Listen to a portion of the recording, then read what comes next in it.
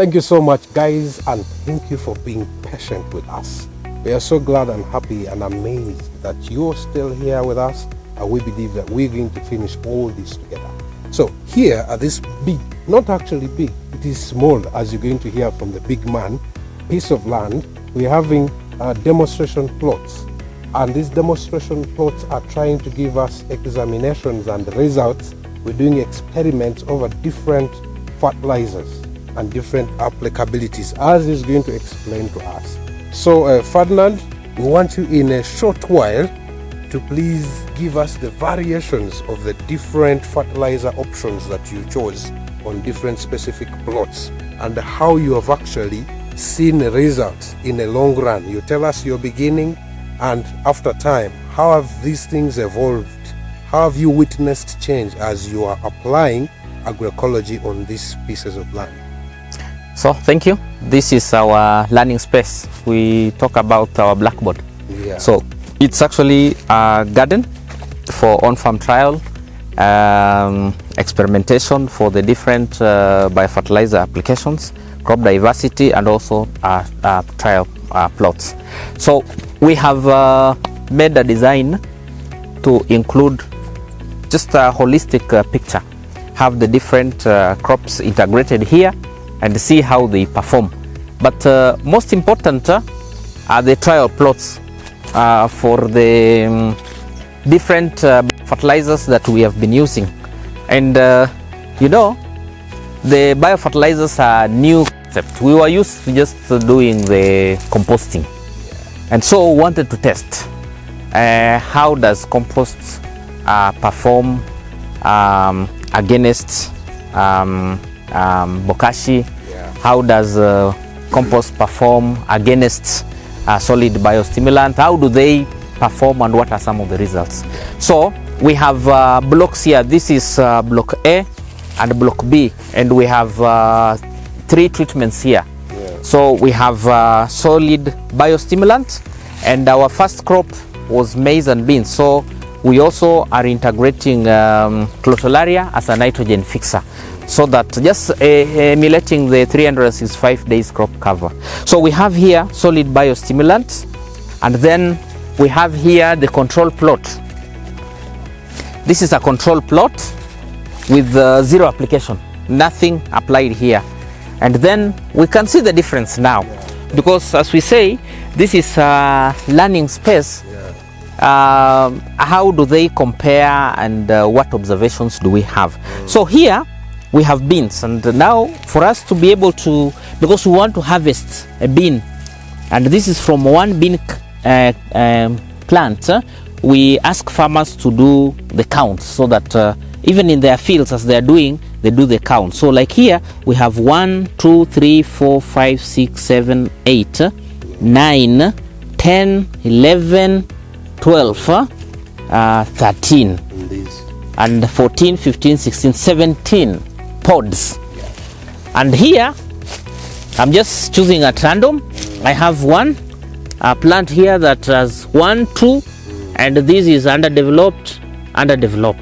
So it becomes very clear when you're comparing bokashi and this control plot. So the difference, you know, 17 versus 2. You see, that is a big difference. And even the height here is different. The height here is different. From the middle here is different. So this helps farmers to learn the different applications, and to just conceive the ideas that we are talking about, the science behind the crop and microbial relationship, the symbiotic relationship. Because agroecology is also a science. It's a practice, and it's a movement. And so when we combine this science and very simple experimentation, so that reinforces the knowledge, the theory, putting the theory into practice. Wow. So Ferdinand, have you done some harvests in this piece of land? How old is it? Yes, this piece of land here is 1/4 of an acre, and we started this year during the main rain season. From March up to this time we've harvested. This is second, third crop Yes. So for the beans, we now are just about to harvest the second crop, and then we'll have now a third crop, which will be the cowpeas during the short rains, during the dry spell, before again next year we have the long rains.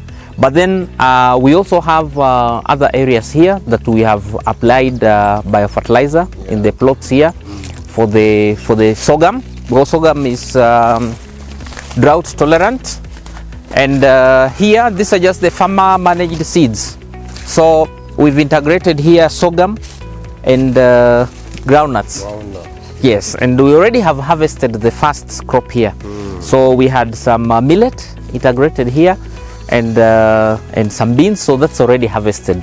So this is a ratoon crop for the cassava. For this sorghum, this is a ratoon crop, and we've just applied here bokashi and the biofar sprays, and we've seen it's regenerating so well.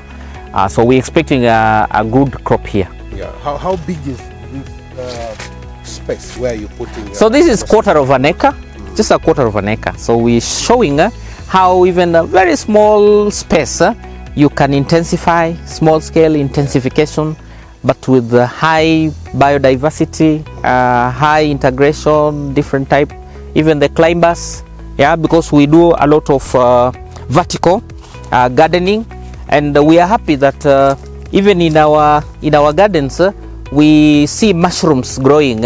These are edible mushrooms. So these are edible mushrooms that are growing in this space here, and this is also food. This is part of biodiversity.